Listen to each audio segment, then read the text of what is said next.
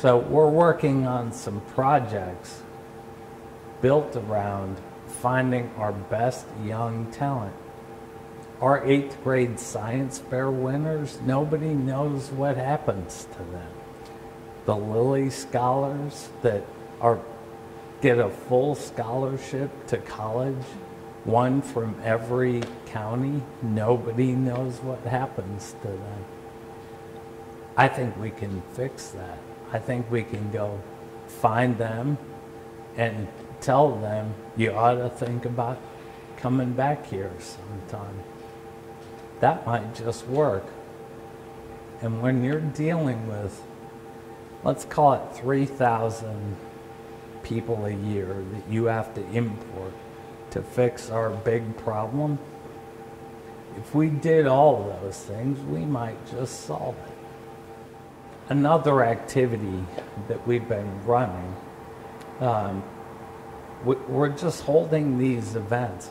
We found a really, really bright student, computer science student at Indiana University. He was a Lilly scholar. He was already recruited away to McKinsey, but he heard me speak somewhere and said, yeah, I would have really liked to have found a job in Indiana. I feel like I owe the place, you know. But, you know, I didn't know how to do it. We said, well, how about you gather up as many sort of your peers, really smart ones, you know, the ones that you think are talented, and we'll gather up a bunch of employers. We had the first one out at the Heritage Group, and we had something like 50 companies and 150 kids, and they were phenomenal.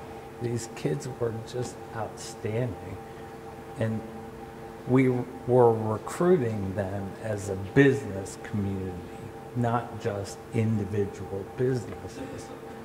And you could tell that that was something that they hadn't heard other places. And they ended up getting internships and jobs, and we've run 2 or 3 of those now. They always work, always. And we're now getting up to hundreds of companies and thousands of kids. That's another piece of kind of this. Yeah. Let's identify the talent. Let's keep track of them, as opposed to what we have to do today, where we have to go out into the ether and find them and try to talk them back in.